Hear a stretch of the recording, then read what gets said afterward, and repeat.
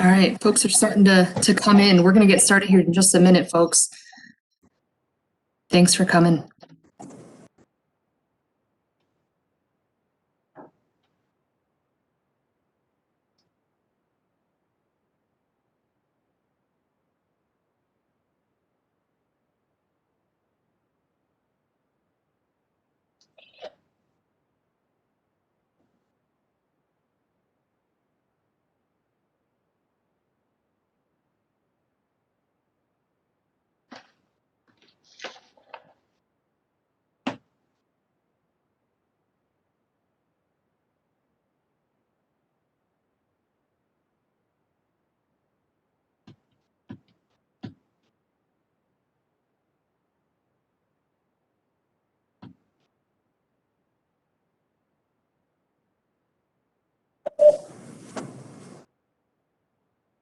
All right, are we ready to get going?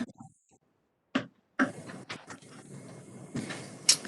we've got about almost 15 folks on so far. They might continue to trickle in, but we'll just get started with introductions and some housekeeping. I will stop sharing my screen. And okay. So welcome, everybody. I'm Kalina Miller. I'm the Agriculture and Natural Resources Extension Agent for Madison and Jefferson counties with MSU. And this is the first of 4 virtual Rancho Roundtable series in the month of January and February. And so I want to start by saying that this partnership that we have to put on tonight between the Madison Valley Ranchlands Group, MSU Extension, Ruby Valley Conservation District, and the Madison Conservation District, it's that 4-part series that I just mentioned. The next 3 are going to take place on the 1st and 3rd Tuesdays of the month, always starting at 5 p.m. So the next one after this is on January 26th. We're going to be talking about calving. The one after that is February 9th. We're going to talk about grasshopper management. And then the final one on February 23rd will be grazing to improve soil health. So we do have information and a flyer and details on the other ones. If you don't have that, let us know and make sure we get that information to you. So with everyone who's on here now, everyone's already just looks like a pro at WebEx because everyone is muted, with the exception of 1 or 2 folks. If you could mute yourself, that would be helpful. And most folks, your video is off. We are going to ask that you keep your video off for now so we can have all the bandwidth dedicated to our speaker. But you can turn it on when you have questions. If you have questions throughout Steve's presentation, we ask that you just pop it in the chat, which should be in the lower right-hand corner, and we'll keep an eye on the chat and kind of, give Steve a tap if it's time sensitive and let him know what the question is. And at that time, you can unmute or put your video on or both to provide some more details on your question. So he encourages questions throughout. So with that, I'll introduce our speaker for tonight, and our topic is real-world first aid kits, being prepared for life-threatening injuries. And we have Steve Prim with us, and Steve has lived and worked in the Madison Valley since 1995. He has nearly 40 years experience with medical emergencies in remote settings. Steve has been a first responder locally since 2007, volunteering for search and rescue and the Madison Valley Rural Fire Department. He completed wilderness EMT training through the National Outdoor Leadership School 2 years ago, and he's also certified through the National Registry of EMTs. He's worked for 25 years on reducing grizzly and human conflicts and safety in bear country. So with that, I'll hand it over to Steve and just remind folks to keep yourself muted, to cut down on background noise, and don't hesitate to pop in the chat with questions or comments. So take it away, Steve. Thanks for being here. Thanks for having me. I hope everybody can hear me okay. And it's really windy here in Ennis right now. So if I dash out the door really fast, it's because my neighbor is insisting on trying to put up a stovepipe by himself up on his roof. So I'm keeping an eye on that through the window while we're doing this. But just a little background on the idea of real-world first aid kits. This mostly grew out of a couple of years ago when we had a spate of grizzly bear maulings in the Gravely Range.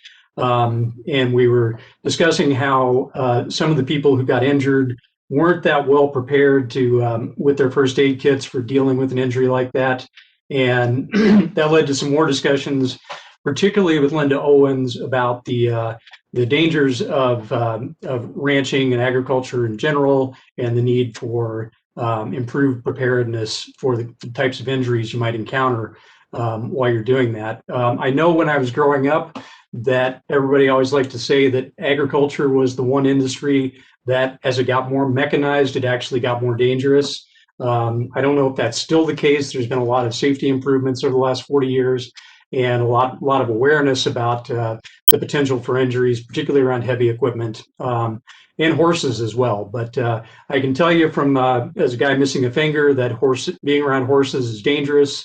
And you always need to keep your wits about you and maintain situational awareness. And speaking of situational awareness, I think that's probably the most important thing to have in your first aid kit, is always being aware of what your mental state is, what your state of preparedness is, and what's going on around you. The times that I've been injured, bad enough to have to go to the emergency room, it always tended to be at the end of the day when I'm tired, and particularly if it's bad weather. So that's when you get in a hurry, you end up getting hurt and making a trip to the ER. So again, I'll emphasize situational awareness as being one of the most important things in your toolkit, if not the most important. So as an introduction, there's a lot of first aid kits available. I went over to Shedhorn Sports and picked this one up this afternoon just to get a better sense of what's out there and what's available. And as a good friend of mine who does a lot of bear safety work said, these ought to be called minor annoyances kits rather than first aid kits, because there's really not much in them that you could use in a life-threatening emergency. Under bleeding for this kit, it just has a pair of nitrile gloves and a few little gauze packs like this one. This is a 3x3, and it's got some 2x2s as well. A 3x3 is probably adequate for putting pressure on a wound that to one of your fingers, or some minor injury that is not bleeding real hard. But beyond that, there's not much in there that would actually help you save your life or save somebody else's life. So I'll give you a quick overview here, if I can share my screen, of what you could hope to accomplish with a first aid kit, with a well-stocked one. Okay, this is a little bit technical, but it's not overly technical. This is what we call the trauma triad. Coagulopathy, that means you're not stopping yourself from bleeding to death. Acidosis and hypothermia. And you can see from the arrows that this is kind of a death spiral that people go into as they go into shock and lose their ability to compensate for blood loss and lack of oxygen, nutrients to their cells and organs. There's really not much you can do about acidosis in the field. So for the most part, what we're going to be focusing on with a good first aid kit would be stopping somebody from bleeding to death, coagulopathy, or stopping them from dying of hypothermia. And like I said, they all kind of go hand in hand with each other. Hang on. Okay, so stopping bleeding, and I'll share another slide here, involves 3 different types of equipment and 3 different skills, basically. This is a really handy diagram from Dark Angel Medical. It's a company founded by combat medics. They do a lot of trainings. They sell trauma kits. Good company. You can check them out on the internet. They're on Facebook as well. But this is a really handy diagram. You can see that there's places where you can use a tourniquet to stop bleeding. That tends to be the limbs. Obviously, you're not going to be able to put a tourniquet on somebody's torso very easily. Places you're just not going to be able to get a tourniquet around it and compress it and stop bleeding.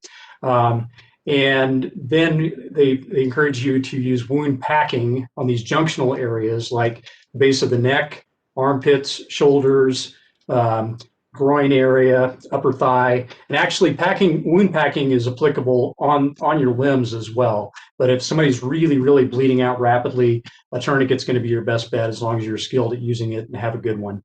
And then finally, sealing the box is that refers to the torso, basically from your collarbones down below your belly button.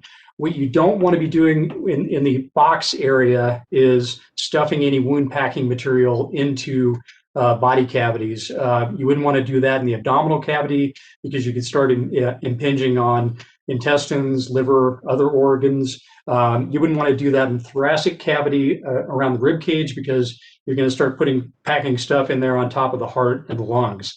So you definitely want to avoid packing any material into penetrating injuries in the box area. We'll get into what you can do with that sealing up wounds a little bit later. Hey, Steve. Yeah. Sorry to interrupt. We had a request for you to define acidosis. Acidosis is when you're is buildup of lactic acid in the body, and it's because your bloodstream isn't functioning well enough to your blood flow isn't functioning well enough to carry waste away or bring oxygen to your organs and tissues. So there's not much you can do about that outside of a clinical setting. Theoretically, in an emergency medicine setting, you can give someone supplemental oxygen to help offset the effects of acidosis, but basically it's a buildup of waste products in your tissue, in your cells, that would end up killing you eventually.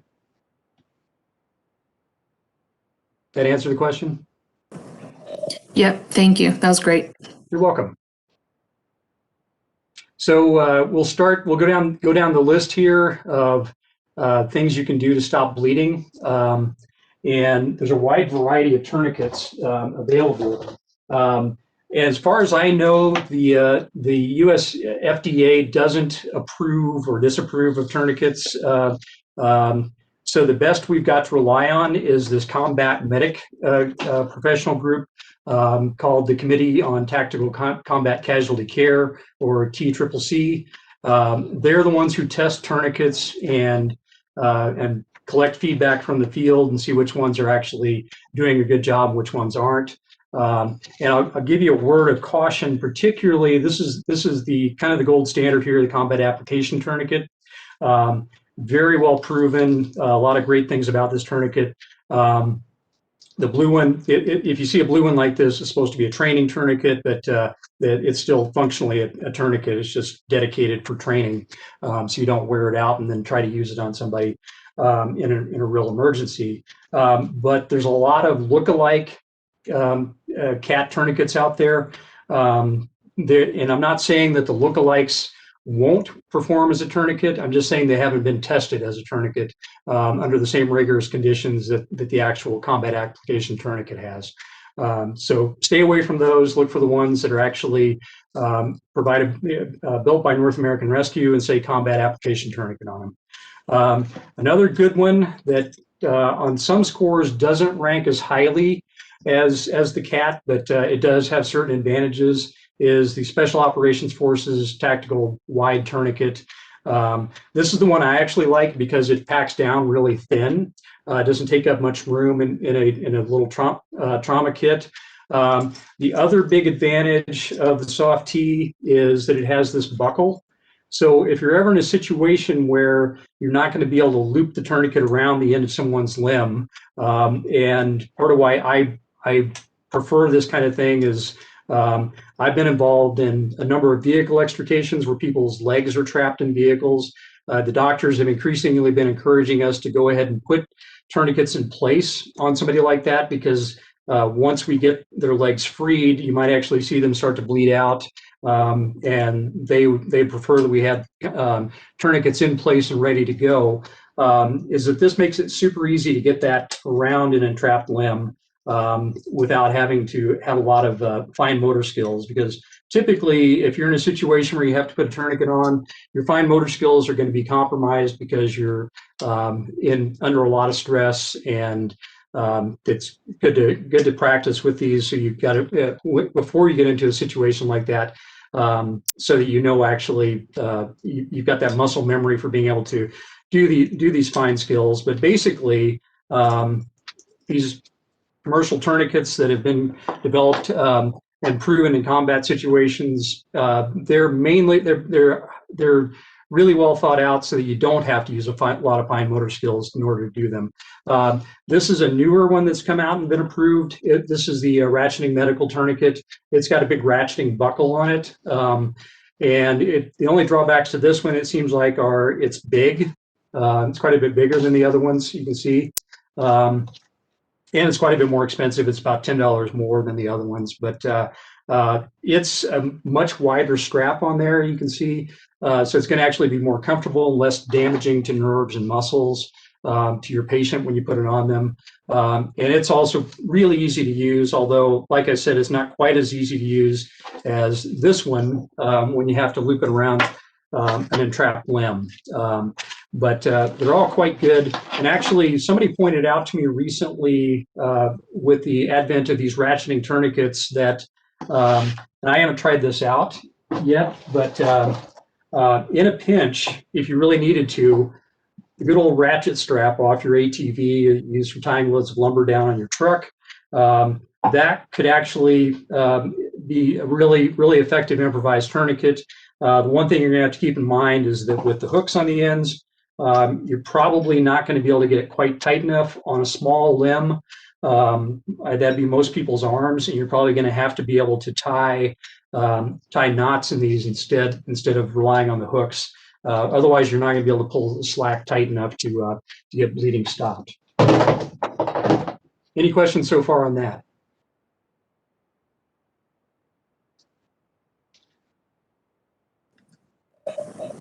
I don't see any in the chat. Okay, I'm going to go back to slides here for a second then. So we're talking about tourniquets. So I should have warned you, this is the only really gross image, revolting image you're going to see in the presentation. I've got a lot more I could have gotten into, including pictures of my own injuries, but we'll leave it at that. I feel like this is a really good illustration of tourniquet use, though. So a few points about tourniquets. And when we refer to a windlass tourniquet, we're talking about the stick here on the combat application tourniquet, that you twist that in order to tighten things down. We'll get into a little more detail on that later on. But if you're going to improvise a tourniquet, it's probably going to need some kind of a stick that you twist to tighten it up and clamp down on those arteries and stop blood flow. The Boston Marathon bombing quite a few years ago actually provided, unfortunately, quite a few case studies of improvised tourniquets, people trying to use belts and other material as tourniquets.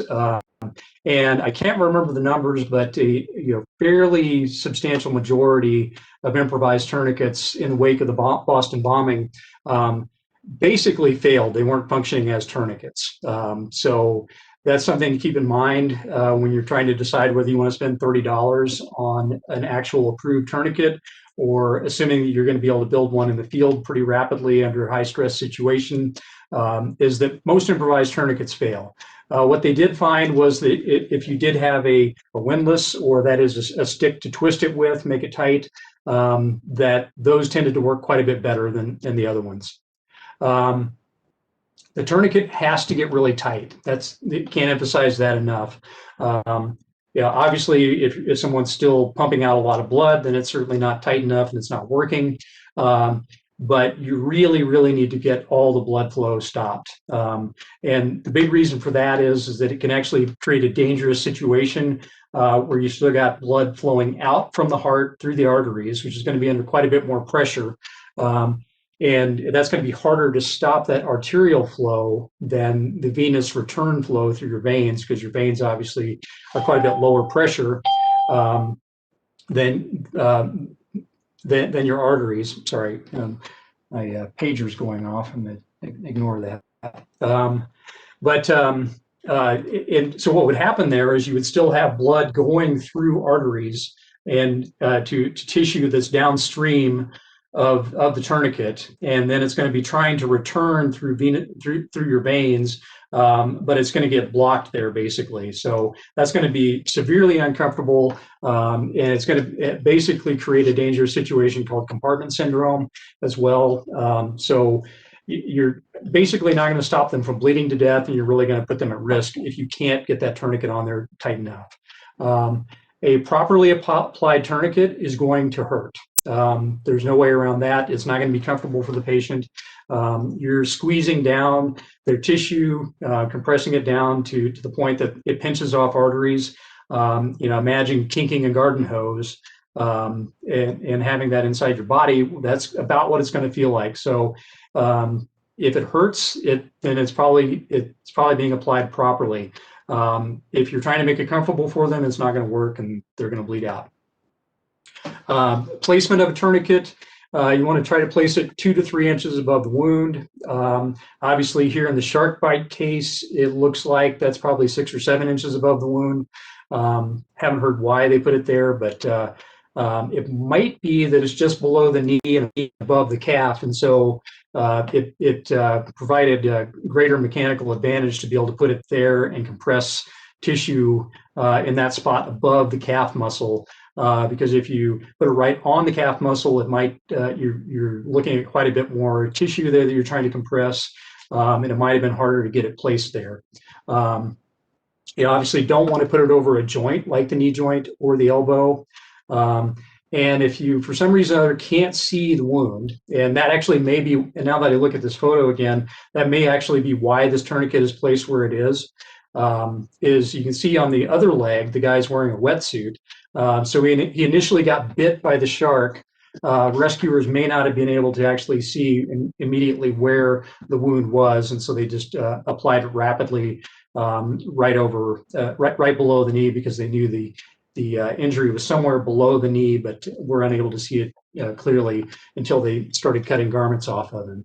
But if you can't see the wound, you want to put it high and tight on the affected limb until you do have an opportunity to actually get clear visual on where the injury is. And then if it's within just a few minutes, you might want to reposition that tourniquet to a place a little closer to the wound, but again, 2 or 3 inches above the wound. So those are the big things you're going to want to be keeping in mind with the tourniquet. And again, we'll go back to this slide, and can't emphasize strongly enough that you need to be able to get that thing tight, or it's actually going to create more problems and won't stop them from bleeding to death. So just a real quick orientation to the use of one of these. So again, this is the combat application tourniquet, and you would put it on the affected limb. One of the big reasons why people like the cat tourniquet so much is it's really easy to self-apply. If you had to put it on your own arm, it's actually probably about the easiest one to self-apply. And what you want to do is just keep pulling that tail end until it's really, really tight. And like I said, you'd want to make it uncomfortable, and I can feel my hand starting to feel kind of tight already, so I'm getting a good indication that it's tight. And then I'm going to take the windlass, this twisty stick, and start twisting it. I'm not going to twist it real tight because that gets real uncomfortable. You're just going to have to believe me that it's tight and it hurts, but twist it as much as you can, and then you can see that there's a clip here. Once you've got it really good and tight, you clip that on there. That holds it in place. Again, this is a huge advantage over any improvised tourniquet you might be able to make on moment's notice, that it has this place where you can put the stick and hold it in place. And then this little white Velcro strip here, this is the timestamp. So you put that over the windlass clip to help keep it in place, but also you're going to note the time that you applied the tourniquet. That's going to be really important down the line as your patient or yourself, you get them to definitive care. So that way, any medical provider, as you move them up the chain of skilled providers, is going to know how long that tourniquet's been on there, because that's kind of critical to know.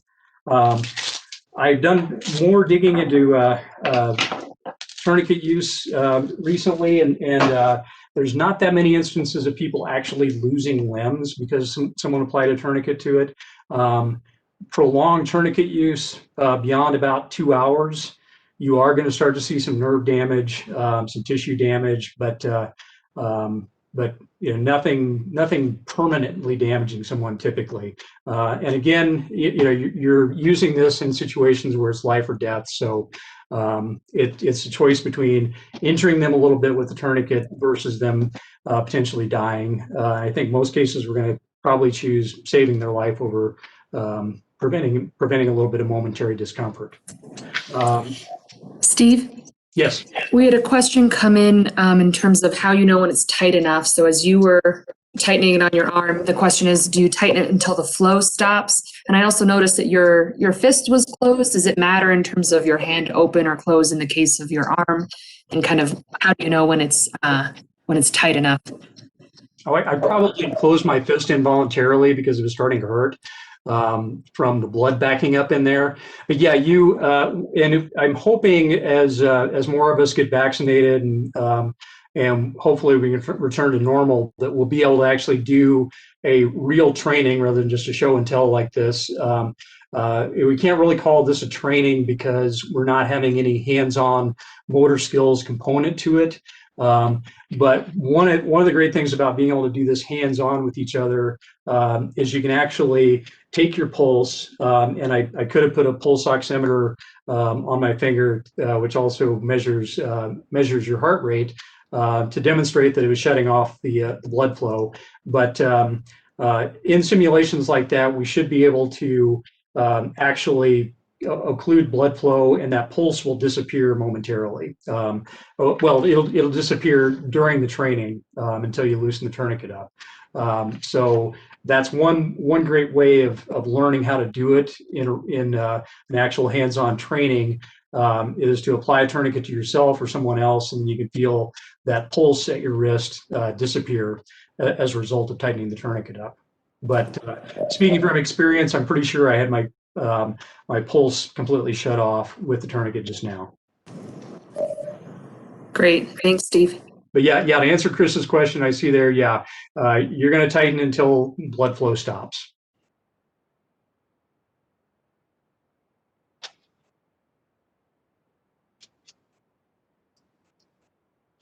Okay, so going back to this handy diagram, we'll talk briefly about wound packing as well.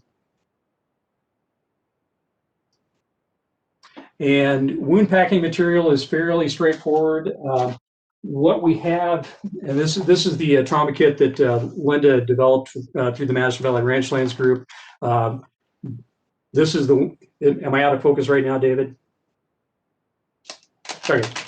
You're good again, Steve. Okay, so this is the trauma kit that I worked with Linda to develop for the Madison Valley Ranchlands Group. We're looking for something that could be carried pretty easily on a saddle, or not so big that you wouldn't take it with you. And one of the key pieces in here, besides the tourniquet,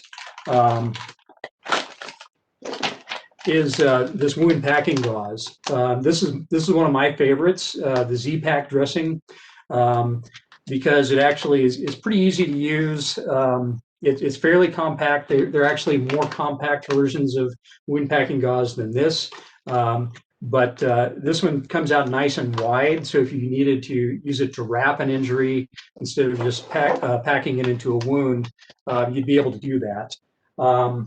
And I've already got one open here. This is what it looks like when you open it up. Is packaged like this, and it comes out nice and wide and fluffy like this. And basically, and this is another hands-on skill that we want to be able to work on and develop. And recently acquired this handy silicone cube that has a variety of different severe injuries simulated in it, like a bullet hole right here, fairly deep laceration right here, And the idea with this, see if I can reposition my camera here. I can set this down. No, it looks like I can't.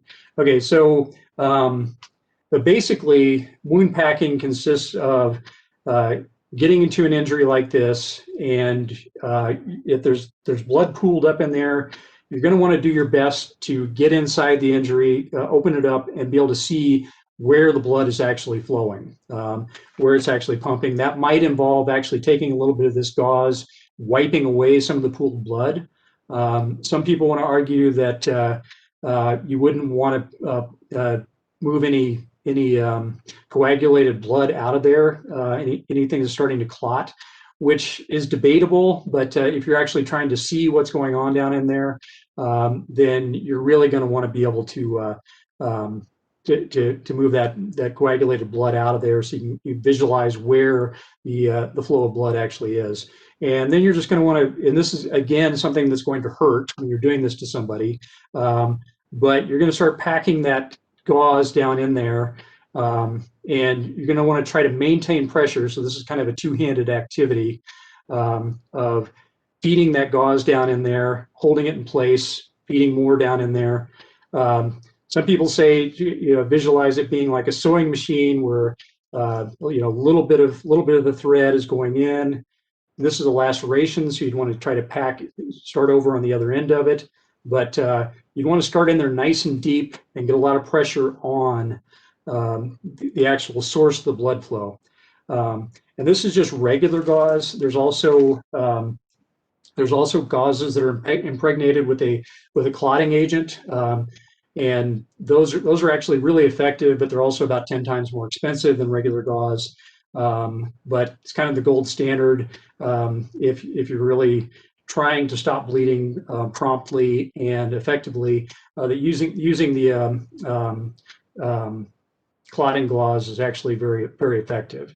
But still, this $2 package of Z-Pak gauze is still quite a bit better than nothing, and is really going to get the job done probably. So once you've got that wound packed, you're going to want to hold pressure on that.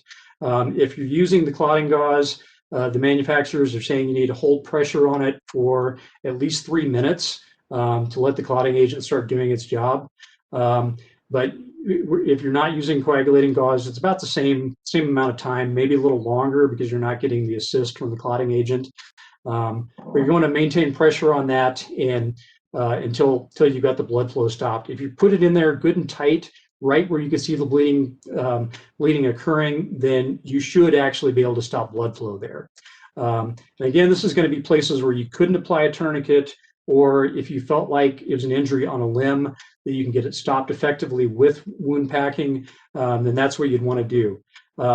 Once you've got that in there and you've held it in there for 4 or 5 minutes to assure that that you've really got the blood flow stopped and it's starting to clot up around your packing material, then you're going to move to using a pressure dressing on it. This is another thing that's in the kit that Linda developed. These have different names. Compression bandage. There's a more complicated version called the Israeli bandage, which has a kind of a cleat on it for pulling tension on them. But if you open up the compression bandage, this is what it's going to look like. And basically, it's sort of like an ACE bandage, but with a big absorbent pad on it to help apply pressure to a wound and keep pressure on it and absorb blood that's coming out. And so you'd want to put that on top of that once you confirm that you actually do have blood flow stopped, and wrap several times around. Use the Velcro on the end of it to get the bleeding thoroughly stopped. This is a smaller version. It's they make them quite a bit longer. This is a real compact version for carrying in small trauma kits. But the bigger ones, you could easily use those around an injury on your torso as well, to help control bleeding and keep wound packing in place. So those are the basics of packing. And again, that's something that in a legitimate hands-on stop the bleed training. You get an opportunity to actually develop those motor skills yourself and practice with it. Some of the stop the bleed trainers actually have something quite a bit more realistic than a silicon cube. They've got things that actually look like human limbs, and a device for pumping blood simulator through those. So you get the full freak out effect, and it'll really put some pressure on you to see how good your skills are under a really stressful situation. Those are the basics of wound packing. And then, Steve, yeah. we've got a tourniquet question that came in. Someone asked, is it necessary to periodically loosen the tourniquet and retighten it? No, you should not do that. Thanks. There probably 20 years ago, that was still kind of a recommended practice. But what they found was that it's actually not a good practice. It keeps the person bleeding out to some extent, and then you've got all that blood that's backed up, or you've got tissue that hasn't had fresh blood flowing into it for quite a while. So you've got lactic acid buildup and other cellular waste byproducts. And if you release a tourniquet outside of a clinical setting, then that you're going to have this big cascade of nasty material running back into your body that could do grievous damage to somebody. They need to be in a clinical setting before you release the tourniquet's released. Typically, you're going to need a PA or an MD there standing by. There's actually some medical cocktails that they give people. I'm not familiar with actually what's in there, but to make it safe to release the tourniquet and reestablish blood flow. But yeah, you don't want to periodically loosen and retighten the tourniquet.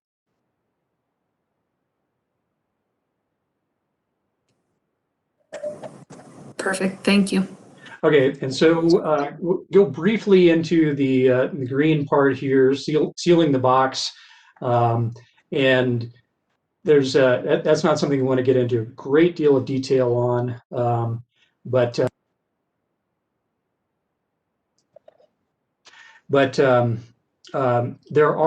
there's commercial devices you can use for sealing up a thoracic injury, and there's improvised devices as well. You can use any material that actually would actually do a good job sealing that up. If you've got serious penetrating trauma to the abdomen, though, it's not anything you're probably going to be able to deal with in the field. You got to get that person to definitive care ASAP. Because it's going to require surgical intervention to deal with internal bleeding in the trunk of your body. So the best you're going to be able to do is seal them up and keep them from losing blood externally. But you really can't do much about external bleeding in that situation. Anything that you might have on hand that would occlude bleeding, like any plastic bag you might have, plus some duct tape. You could put that over an injury on the abdomen, various places. The place where you could get into trouble with sealing up an injury would be any penetrating trauma to the thoracic area, that is the rib cage, because you're getting into the pleural cavity there, that's where your lungs are. And if I can't explain well enough how lungs work, although I think we all kind of have working understanding of it. But fundamentally, if you've got some sort of a hole going into your chest, that eventually you're going to start sucking air in through that hole in your chest, and it's going to be you're going to be putting a lot of air into that cavity that's outside your lungs, where it doesn't do your lungs any good. It can't get any of that oxygen out to the rest of your body, because the part of your lungs where that oxygen exchange takes place is on the inside of your lungs, connected through your trachea to the outside world. So you'd want to stop air from going in there, but if you've already got air in there, then it needs to get out. So you don't want to seal up an injury and leave a whole bunch of trapped air in there. That's going to lead to something we call a tension pneumothorax. or, in simpler terms, it's a bunch of air inside your thoracic cavity that's preventing your lungs from working. And the person is basically going to suffocate. So that air that's trapped in there needs to be able to get out. This is a trainer version of one of the commercially produced chest seals, but it's got a vent built into it that basically closes up when the person is inhaling. And then if there's any pressure behind that vent, it allows that pressure to escape. I don't know if there have been a few combat movies where you see various devices for letting that pressure back out of a person's pleural cavity. I don't think anybody really carries those around, but these commercial chest seals, you can get a pair of these for about $12. Again, it's something you should really have some training in order to use rather than me just telling you about it. But the primary takeaway there is that you want to either use a vented chest seal or tape another seal down just on 3 sides so that air can actually escape from any kind of a sucking chest wound like that. That's going to compromise a person's ability to breathe.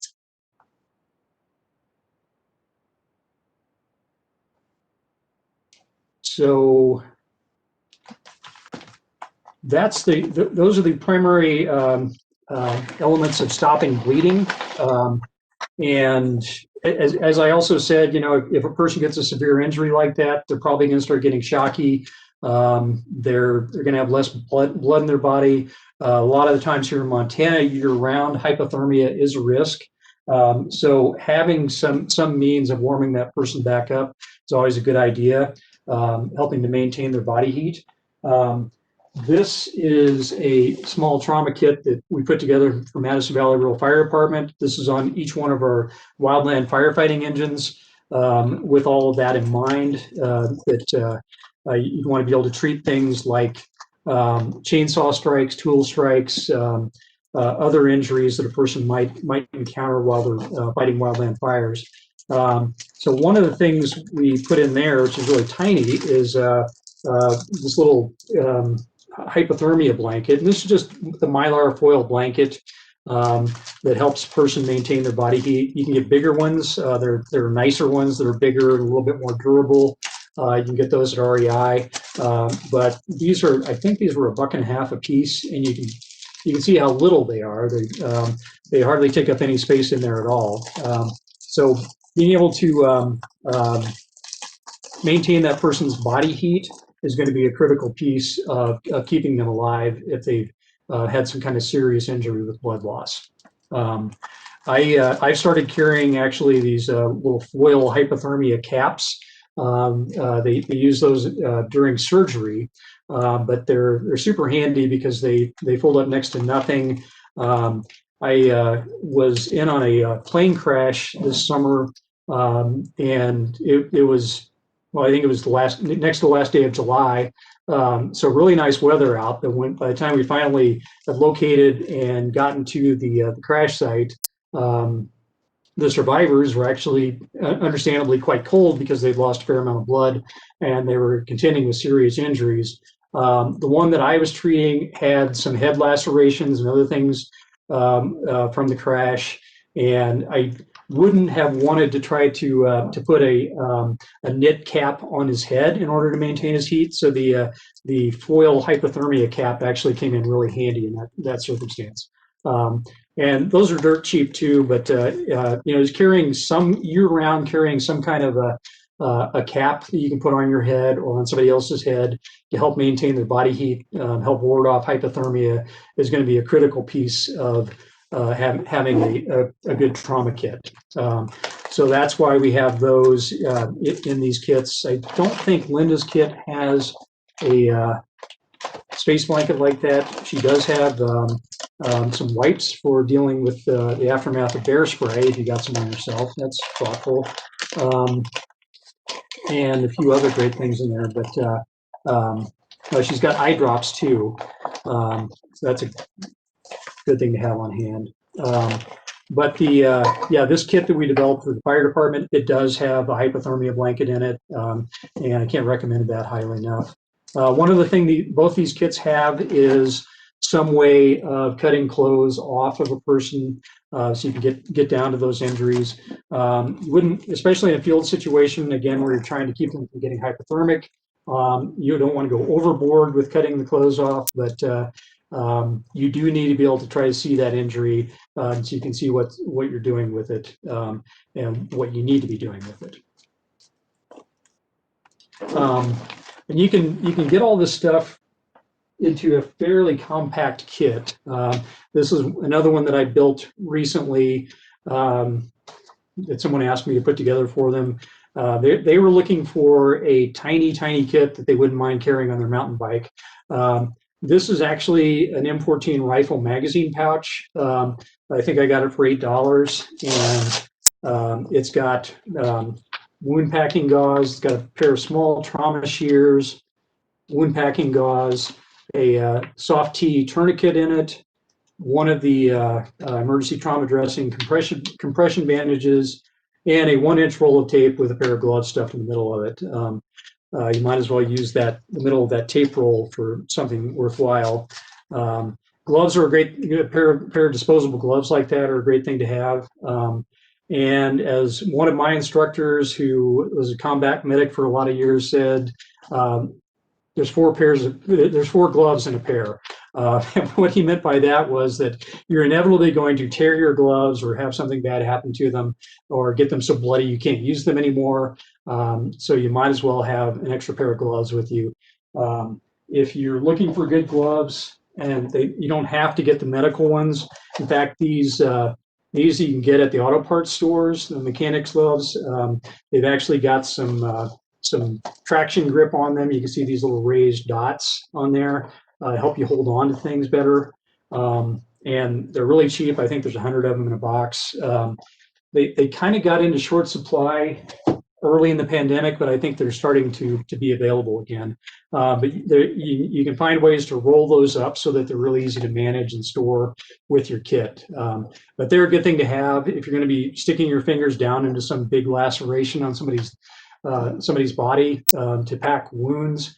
It's probably a good idea to have those. Although I want to emphasize that getting bleeding stopped is the top priority, and worrying a great deal about getting foreign material down into that wound. That's kind of a secondary concern. You don't want to be unnecessarily sloppy, but don't let that get in the way of you taking action if somebody actually has a major bleed.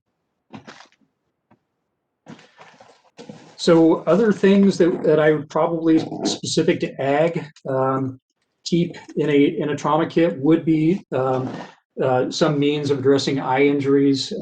I know when I build fence, and I do a fair amount of that, I always wear safety glasses now when I'm handling fence wire because I've had enough close calls with wire springing back and hitting me in the face.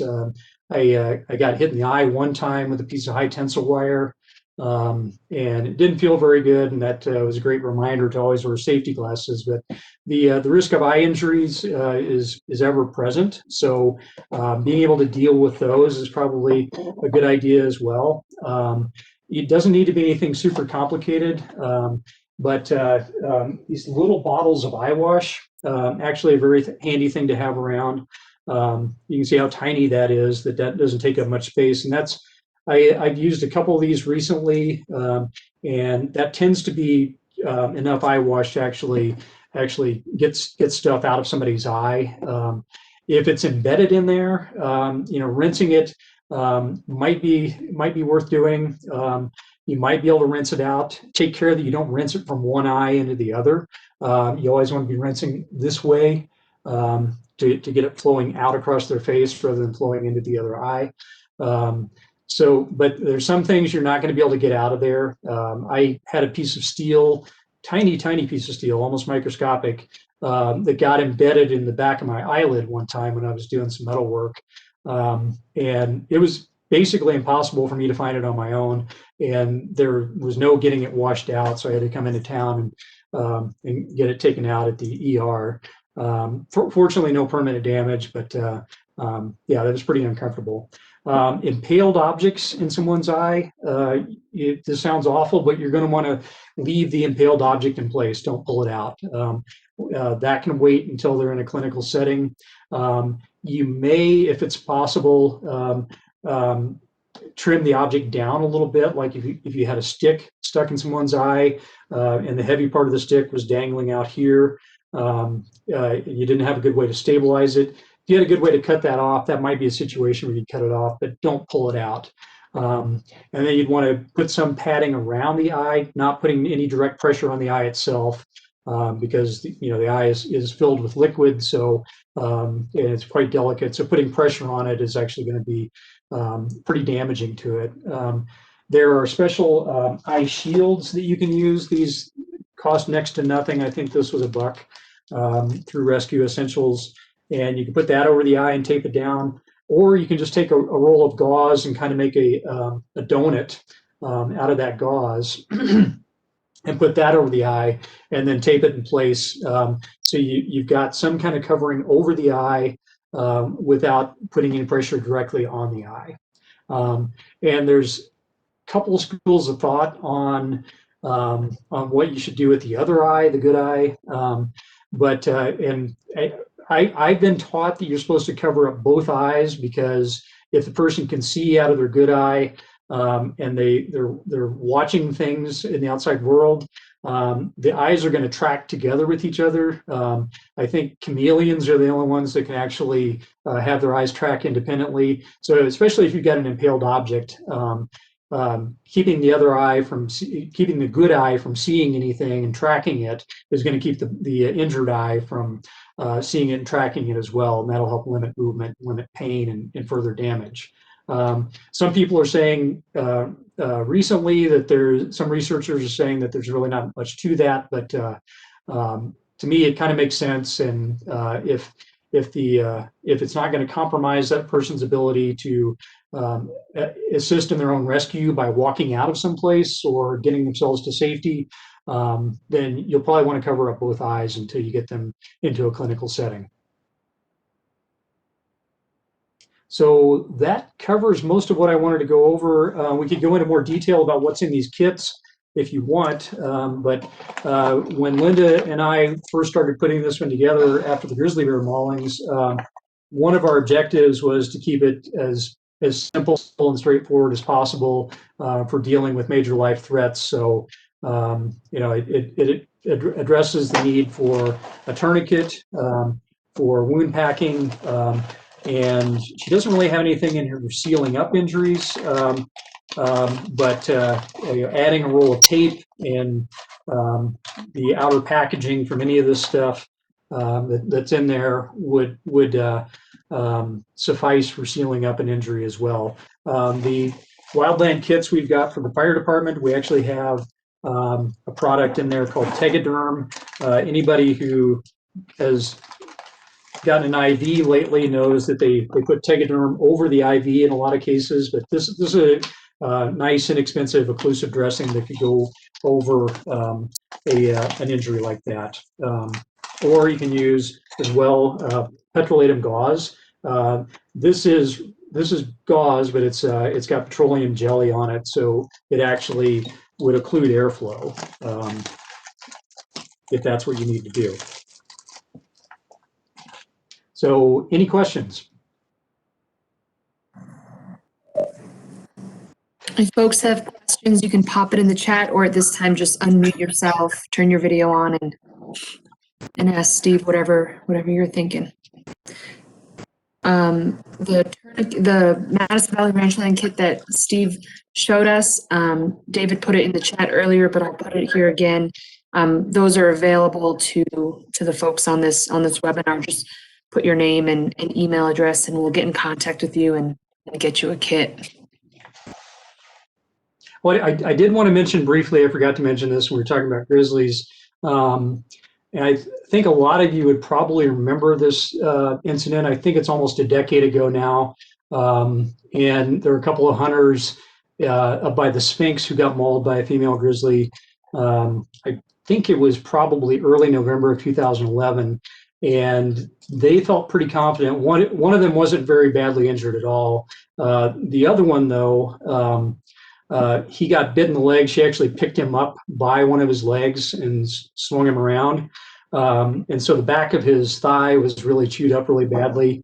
They really felt like that if they hadn't had wound packing material, and in particular a gauze with a clotting agent in it, that he would have died that night because they weren't able to get out until several hours later. But yeah, that saved the day, being able to pack that wound, in particular put clotting gauze in there.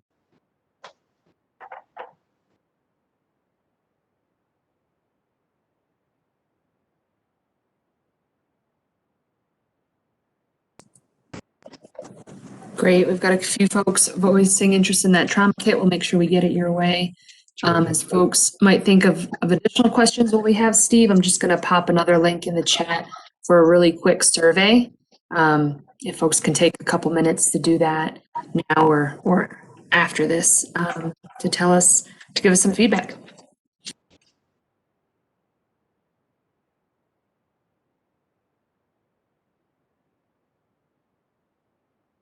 And Kalina, while you're asking people for feedback, I would like to hear if there's interest in a hands-on training.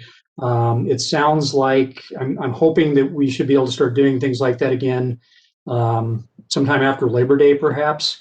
Hopefully sooner. But if there's interest in actually doing hands-on trainings with these kind of tools, we could definitely put something like that together if folks are interested. Great. Thanks, Steve.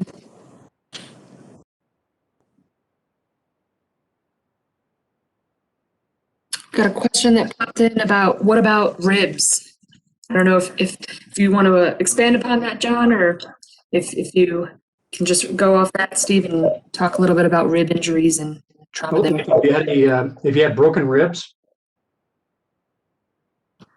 we're talking about broken ribs. Yep, that's what. Yes. Okay. Yeah. The short answer is there's not a whole lot you can do other than try to make the person comfortable. You might want to sling the arm on the injured side and try to immobilize it so that there's not a whole lot of movement there, and the arm can help stabilize that broken rib. If it's what we call a flail segment, which would be one rib or one or more ribs that are broken in two places, so you've got this sort of independently floating chunk of rib and flesh there. You're really going to need to stabilize that because, as we were discussing earlier with talking about how the lungs work, basically as you're taking breaths, it's going to suck that chunk of broken rib in against your pleural cavity, and it's going to impinge on your ability to breathe. It's going to hurt really bad. So what you'd want to do with that is try to pad that and stabilize it as much as you possibly can. If nothing else, you want to protect it from further injury and any pressure that somebody might put on it. But yeah, there's not a whole lot you can do with a broken rib other than let it heal. Got two other questions. Folks are voicing interest in that hands-on training. Someone asked if there are any online resources you'd recommend for training. Yeah, there's some really terrific ones on YouTube. I should have written down the whole web address, but if you go onto YouTube, there's a young tactical paramedic down in Denver. He calls himself Prep Medic. I guess I could probably type that in there.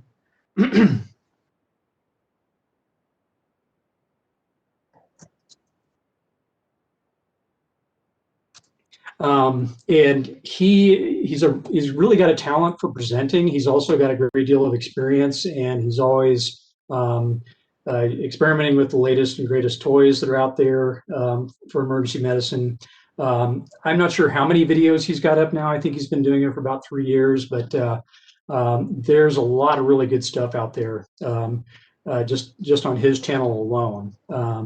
There are a few others. Once you get onto his YouTube channel, you can see a few others that are pretty good as well. But I can't recommend his stuff enough. He's really good. He actually digs into the scientific literature quite a bit to keep up with the latest findings. So it seems like he's really on the ball and keeps himself up to date with this stuff. And like I said, he's really clear in the way he presents these things. So I would go there first. Great. And I found that account on YouTube, and I put the link to his account on YouTube in the chat. Great. So we got another question. Someone asked about that firefighter kit that you referenced, and is the firefighting kit, this one? I believe that's the one. Yeah. And what's the question about it? If it's available to folks to get their hands on. We can make a list of everything that went into it, and also provide a link to the actual kit bag that we settled on for putting it into. We were really looking for something that you could hang from the headrest on a wildland engine and have it fit behind the seat so that it didn't take up much room, and people wouldn't be inclined to take it out of there and forget to put it back in. So we put quite a bit of thought into it, making it user friendly and able to cover as much stuff as we possibly can, life-threatening injuries as we could. So yeah, I'd be happy to put together a list of what all's in there. In fact, I think I may already have a Word document with all that in it. But yeah, we can put that together. And John's question about stabilization of broken bones. That's a really good question. And I know in my my big pack here, this is my big EMT jump bag. I actually carry specific splinting materials in that. But obviously not everybody wants to carry around something the size of a headstone all the time with them. So part of our thinking on these smaller trauma kits is that with gauze and tape, you should be able to improvise splints. And if you go to the Prep Medic YouTube channel, he covers the basics of splinting. National Outdoor Leadership School, Wilderness Medicine Institute also covers splinting in great detail with improvised materials. So there's some good resources out there for that. We didn't put anything specific for that in these smaller kits, just because we felt like you can improvise what you need typically on site. But yeah, I mean, basically you would want to build a good padded splint to stabilize a broken bone. The only real technical aspect of splinting would mostly involve mid-shaft femur fractures that be the big bone of your thigh. And those can be really problematic because that's such a big bone. And there's specific traction splints that EMTs and paramedics use for stabilizing a break like that, so that you basically are pulling the leg with traction so that those two bone ends are separated from each other. They're not overlapping each other, and with the jagged bone ends continuing to create more internal lacerations. But again, a traction splint isn't something we're going to put into a grab and go trauma kit. And other splinting techniques, yeah, you can typically improvise those out of clothing and foam pads, things like that you might have on hand pretty easily. Great. There's another question that came in. They have heard of a device that a person can pack in the backcountry where cell phones don't work. It signals for emergency help. And are you familiar with this device? Yes. Yeah, that's a great question. I've got one around here somewhere. I think it's in my search and rescue pack right now. And basically, several years ago, they started coming out as a device called a spot beacon or a spot locator. And that would just send out a simple distress message that would bounce off a satellite and go to an operator. The operator could call 911 and provide emergency responders with your GPS coordinates. That got more sophisticated a few years back. And first I knew of them was on a SAR operation we had in the Madison range, and it was actually Rob Galentine from Shedhorn Sports. He was with a horse party in there, and someone had broken the collarbone, was in a lot of pain, and so they were trying to coordinate a rescue. And the sheriff's department kept getting really detailed information from Rob, and I was unclear on how they were getting that. It turns out that these newer devices, like the Garmin InReach, and I think Spot has one now as well. It's an emergency locator beacon that connects via satellite, and you can actually send texts from it as well. So you could even have pre-programmed text that you would choose to send out, so you're not having to try to type if you're in a really dire situation. But it will give the operator on the other end of it quite a bit more detail than just a simple SOS message that the older beacons, the older devices were limited to. So a lot of people are using those, and I think no, I know there's a way to actually connect your iPhone via Bluetooth to the InReach device, so you can actually use the iPhone as a way of typing a message to somebody, or you can use talk to text as well through your iPhone, and linked up to the InReach device. But yeah, it's I'm pretty sure it's called the Garmin InReach. I know it's called the InReach. You can get them at REI. You can get them. I think you can get them at Shedhorn here in Ennis. A lot of places have them. I'm pretty sure you can have an account that where you're only paying for the months you want to use it, or you can just leave it on year round like I do, and it's about $15 a month to have access to that service.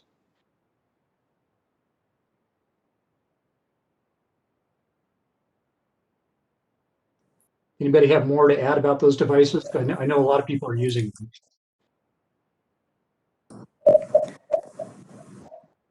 I'm curious about the cost for one of those, Steve. I think it's like everything technological, the price keeps going down. Let's see, 4 years ago, I think I paid $400 at REI for the one I got.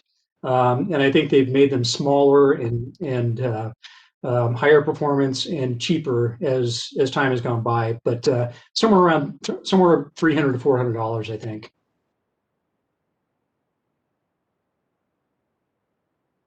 Oh, and I see here that Upper Canyon Outfitters is a Garmin dealer. Cassie, do you guys carry the InReach?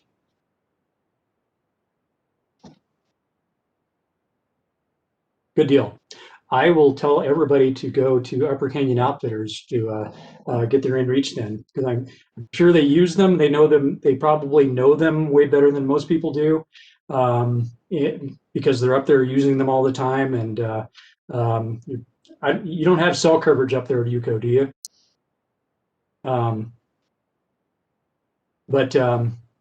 Oh, yeah, that's what I thought.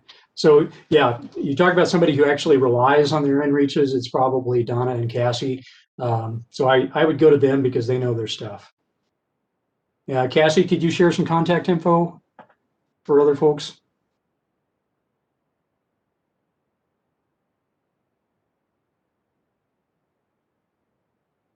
Thank you.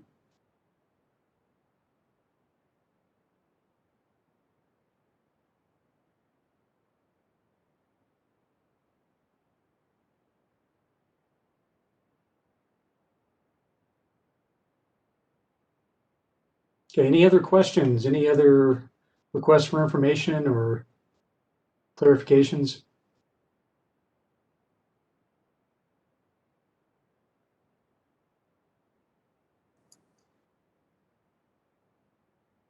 Oh, and while we're talking about communications devices, I see Chris Boyer's on here. He's a pilot, and he and I have had some discussions, particularly in the wake of that plane crash back in July up in the Madison range, where they ended up not having any electronic devices that helped locate them.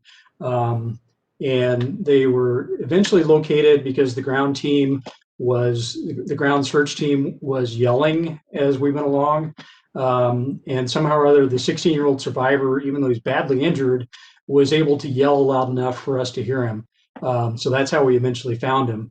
But a good loud whistle, one of these marine survival whistles, could actually be another thing to consider carrying with you as well, to make it a lot easier for someone to locate you if everything went really bad and there was no electronic means of locating you. The whistle could save your life.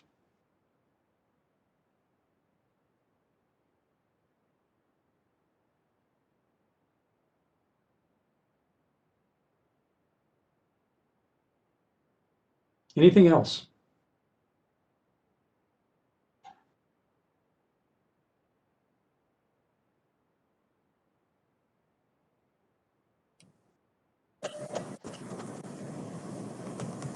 If there aren't any other last minute questions, I'll just thank you so much, Steve, for this really informative presentation. Well, thank you. Thanks for the opportunity. I'll drop the evaluation one more time in the chat box. And yeah, we'll make sure to continue connecting with folks and get them the information they need and those trauma kits from Madison Valley Ranchland Group and go from there. But we super appreciate your time. Thank you. Yeah, I want to really give a note of appreciation to the Ranchlands Group for stepping up and providing these trauma kits. That's a really terrific thing to be doing, and you know, we tried to keep the trauma kit as compact and streamlined as we possibly could. You can buy trauma kits that are already put together through a lot of different vendors out there. But what we see over and over again is it's like $40 worth of stuff, and they're charging you $75 for it. So yeah, if you want any information about putting your own together and saving $30, $40, $50, let us know.